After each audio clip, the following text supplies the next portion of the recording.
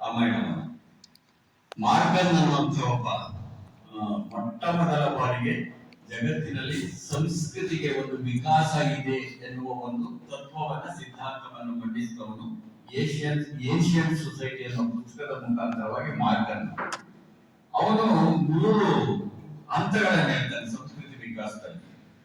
ಮೊದಲನೇದು ಒಂದು ಹೇಳ್ತಾನೆ, ಎರಡನೇದು ಒಂದು ಹಂತ ಹೇಳ್ತಾನೆ, ಮೂರನೇದು ಸಿವಿಲೈಸೇಷನ್ ಅಂತ ಹೇಳ್ತಾನೆ.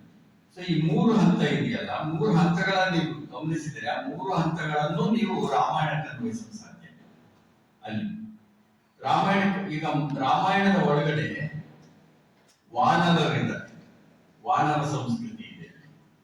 ಆನಂತರದ ಒಂದು ರೂಕ್ಷತೆ ಇದೆ. ರೂಕ್ಷತೆ ಮೊದಲು ಸೆವೇಜರಿ ಅಂತ ನಾವು, ಆಮೇಲೆ ಒಂದು ರೂಕ್ಷತೆ ಬರುತ್ತೆ. ಅದು ರೂಕ್ಷ ಅಂತ ಕರೆಯೋದಾದ್ರೆ ರಾವಣಾದಿಗಳಿದಾರಲ್ಲ ಅವ್ರದ್ದು ಒಂದು ಸಂಸ್ಕೃತಿ ಇದೆ. ಇನ್ನೊಂದು ರಾಮಾದಿಗಳು ಅಂದ್ರೆ ಒಂದು ಸ್ಥಿರಗೊಂಡಂತಹ ನಾಗರಿಕತೆಯ ಜನ ಒಂದ್ ಕಡೆ ಇದ್ದಾರೆ, ಇನ್ನೊಂದ್ ಕಡೆ ಇನ್ನೂ ರೂಕ್ಷವಾಗಿದೆ. ರೂಕ್ಷ ಅಂತ ಕರೆಯೋದಿದೆ. ರೂಕ್ಷ ಅನ್ನೋದನ್ನ ನಕಾರಾತ್ಮಕ ಬಳಸ್ತಿಲ್ಲ. ಅಂದ್ರೆ ಮನುಷ್ಯ ಒಂದು ವಿಕಾಸ ಇದೆಯಲ್ಲ, ಮಾನವ ಸಂಸ್ಕೃತಿಯ ವಿಕಾಸದ 3 ಹಂತಗಳನ್ನ ಹೇಳುವ ಕೃತಿ ಅದು ರಾಮಾಯಣ ಅಂತ ನಾನು ಭಾವಿಸ್ತೇನೆ. ಆ ದೃಷ್ಟಿಯಿಂದ ಅದು ವಾಸ್ತವನೇ ಅದು. ಆದ್ರೆ ಕಲ್ಪನೆ ಇದೆಯಲ್ಲ, ಯಾವಾಗಲೂ ಒಂದು ರೂಪಕ ಇರುತ್ತೆ. ಆ ರೂಪಕಾತ್ಮಕವಾಗಿ ಹೇಳಿರ್ಬೋದು, ಸಾಂಕೇತಿಕವಾಗಿ ಹೇಳಿರ್ಬೋದು. ಅದನ್ನ ನಾವು ಈಗ ಸಾಧ್ಯವೇ, ಹಾಗೆ ಸಾಧ್ಯವೇ ಅಲ್ಲ. ಅವತ್ತು ಅನೇಕ ಐತಿಹ್ಯಗಳಿರುತ್ತವೆ, ಅನೇಕ ರೀತಿಯ ಬುಡಕಟ್ಟುಗಳಿರುತ್ತವೆ. ಇವೆಲ್ಲ ನೀವು ಮಹಾಭಾರತವನ್ನು ಬುಡಕಟ್ಟುಗಳ ಮುಖಾಂತರವಾಗಿ ಪ್ರವೇಶ ಮಾಡಬೇಕಾಗಿರುತ್ತೆ ಮಹಾಭಾರತವನ್ನು. ಹಾಗಾಗಿ ಅಲ್ಲಿ ಎಲ್ಲ ಮಹಾಕೃತಿಗಳ ಹಿಂದೆ ಬಂದಂಥದ್ರಲ್ಲಿ ಅಲ್ಲಿಯೇ ಆದಂತಹ ಒಂದು ಸಾಮಾಜಿಕ ಸಾಂಸ್ಕೃತಿಕ ವಾಸ್ತವ ಇದೆ. ಅದನ್ನ ಹೇಳುವುದಕ್ಕೆ ಅವರು ಬಳಸಿಕೊಳ್ಳೋ ವಿಧಾನ ಇದೆಯಲ್ಲ, ರೂಪಕಾತ್ಮಕವಾದಂತ ವಿಧಾನ. ಕುವೆಂಪು ಅವರು ಹೇಳ್ತಾರೆ, ಸಮುದ್ರ ಹಾರಕ್ ಸಾಧ್ಯವಾ ಅಂತ ಕೇಳಿದ್ರೆ ಇಲ್ಲ, ಸಮುದ್ರ ಹಾರಕ್ ಸಾಧ್ಯ ಇಲ್ಲ. ಆದ್ರೆ ಸಮುದ್ರವನ್ನು ಹಾರಿದ್ದನ್ನು ತೋರಿಸ್ತಾರಲ್ಲ ಇವರು ಆಂಜನೇಯ, ಅದೊಂದು ರೂಪಕಾಂತಿ ಇಟ್ಕೊಳ್ಳಿ ಅಂತ ಕುವೆಂಪು ಅವರೇ ಅವರ ಲೇಖನಗಳಲ್ಲಿ ಬರ್ತಿರೋದು. ಹಾಗಾಗಿ ನನಗೆ ಕೇವಲ ಕಲ್ಪನೆ ಅಂತ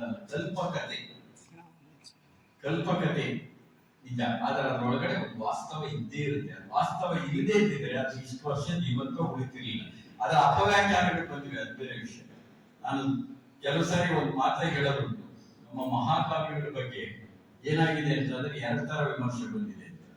ಒಂದು ಗರ್ಭಗುಡಿ ವಿಮರ್ಶೆ, ಇನ್ನೊಂದು ಗರ್ಭಪಾತ ವಿಮರ್ಶೆ. ಗರ್ಭಗುಡಿಯಲ್ಲಿ ಇಟ್ಬಿಡ್ತಾರೆ, ನಾವು ಮುಟ್ಟಂಗೆ ಇಲ್ಲ ಅದನ್ನ. ಅಂದ್ರೆ ಇವು ಇಟ್ಬಿಟ್ಟು ಅದನ್ನು ಮುಟ್ಟದೇ ನಾವು ಮಾಡಾಗ್ತದೆ. ಆದ್ರೆ ನೀವು ನಿಜವಾಗೂ ಮುಟ್ಟಬೇಕು ಅಂತ ಅಂದಾಗ ಏನಾಗ್ಬಿಡುತ್ತೆ, ಅದರ ಬಗ್ಗೆ ಇದ್ದಿಲ್ಲ ಅಂತ ಹೇಳೋದು. ನನಗೆ ಅನೇಕ ಹೆಸರುಗಳು ಹೇಳಕ್ ಇಷ್ಟಪಡೋದಿಲ್ಲ. ಪಾಂಡವರು ಆಧಾರಕ್ಕೆ ಹುಟ್ಟಿದವರು ಅಂತ ಹೇಳಿದ್ದನ್ನು ಕೇಳಿದ್ದೀನಿ. ಒಮ್ಮೆ ಪಾಂಡವರು ಹುಟ್ಟು, ಅದ್ರ ಹಿಂದಿರೋ ಯೋಗ ಪದ್ಧತಿ ಇತ್ಯಾದಿಗಳೆಲ್ಲವೂ ಬುಡಕಟ್ಟು ಸಂಸ್ಕೃತಿಗಳಿವೆ. ಈ 25 ವರ್ಷಗಳ ಹಿಂದೆ ತೋಡಾ ಜನಾಂಗದಲ್ಲಿ ಎಲ್ಲ ಸಹೋದರರನ್ನು ಒಬ್ಬಳೇ ಮದುವೆಯಾಗತಕ್ಕಂತ ಪದ್ಧತಿ 25 ವರ್ಷಗಳಲ್ಲಿದ್ದು ನಾನು 3 ಸರಿ ಹೋಗಿ ಬಂದಿದ್ದೀನಿ ಅದನ್ನ ನೋಡ್ಕೊಂಡ್ ಬರೋದಕ್ಕೆ. ಅದು ಸರಿ ತಪ್ಪು ಅನ್ನೋದು ಬೇರೆ ವಿಷಯ. ಈಗ ಬದಲಾಯಿತು. ಅಂದ್ರೆ ಒಂದು ನಿರ್ದಿಷ್ಟವಾದಂತ ಒಂದು ಕೃತಿಯನ್ನ ಪ್ರವೇಶ ಮಾಡ್ಬೇಕಾದ್ರೆ ಆ ಕೃತಿ ಹುಟ್ಟಿದ ಸಾಮಾಜಿಕ ಚಾರಿತ್ರಿಕ ಸಂದರ್ಭವನ್ನ ಮರಿಬಾರದು ಅಂತ ಅದಕ್ಕೆ ನಾನು ಆರಂಭದಲ್ಲಿ ಹೇಳಿದ್ದು.